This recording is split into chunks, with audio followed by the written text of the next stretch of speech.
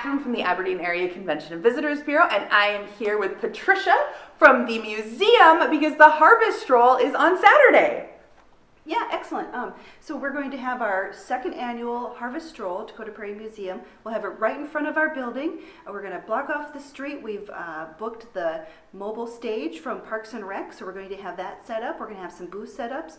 We're going to have decorate a pumpkin station. We will have over 400 this size pumpkins for you to come and decorate. We have some great ideas, creative ideas to do that. It'll be a lot of fun. We're going to serve cider and sugar cookies. We've got those on order. And then we're going to have fun family games. Think turkey shoot, think fall. Lots of throwing things at targets. So it should be a lot of fun. Bean bags and other things that you can throw. We're going to need a little bit of space there on the road. And then we're going to have our performers. We have Eliza Blue. She's from Perkins County, South Dakota. She is a storyteller and folk singer. You may have seen her on South Dakota Public Broadcasting. She's just a lovely young woman. She has a family. She raises sheep. She's a big farm too, right? A ranch. She's a rancher. Let's call her a rancher. With her spouse. But she's just very creative, and she's also written a book or two. She's just delightful. So she's going to perform, and then we also have our friends in the museum, our fiddlers, Dan Sheldon and Judith Oliver. And the great thing is that I book the two of them, and then they have friends show up. So I usually get 3 or 4 more fiddlers and guitar players and the like, and bass player. And they just love to play. So we're going to be hosting them. It is 11 to 3 on Saturday, and just come and hang out. We're conveniently located downtown Aberdeen. There's plenty of parking. You just show up. And it's very like open house. You can, unless there's a specific performer you want to see, come for a little bit, decorate your pumpkin, leave. Very loosey-goosey, right? Oh, it is, absolutely. We'll have entertainment the whole time from 11 to 3, and then the museum is open our regular hours, 11 to 4 that day, so you'll be able to come in and see our exhibits, and we will have a new art exhibit open from somebody who is from Eastern South Dakota. Her name is Donna Wester. I believe she grew up in Gettysburg. Oh, cool. But she's retired now, but painting was her passion, and so this is her first official art exhibition. Awesome. And she's retired, so now she gets to do all the fun things. Cool. Yeah. Donna will have a fun time then with her new exhibit. Anything else for the museum this fall? I know you have a few other events coming up, looking into the way future, or kind of way future. Our next event after this is our holiday open house. That's the second Saturday in December, which we always have a lot of fun. We'll have jolly old St. Nick here. We will have, the same things that we've had before. You can make little ornaments and decorate a cookie, but we'll also have live music then. I'm hoping to get our brass ensemble from Northern again. They do a really great job, thanks to Travis Netzer.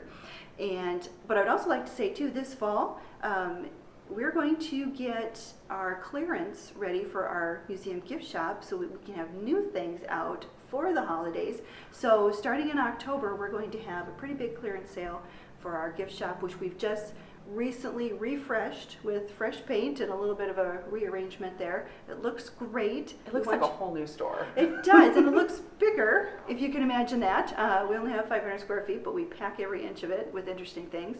So I want people to come and check out, shop local, buy local, and come support us.